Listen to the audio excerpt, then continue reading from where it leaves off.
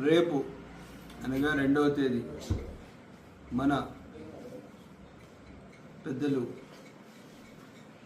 రాష్ట్ర ముఖ్యమంత్రి తెలుగుదేశం పార్టీ జాతీయ అధ్యక్షులు పెద్దలు నారా చంద్రబాబు నాయుడు గారి ఆశీస్సులతో మన సుగవాసి ప్రసాద్ గారు పార్లమెంట్ అధ్యక్షులు, అదేవిధంగా జనరల్ సెక్రటరీగా మా పఠాన్ ఖాదర్ ఖాన్ మరియు కొంతమంది ప్రమాణ స్వీకారం ఉంది.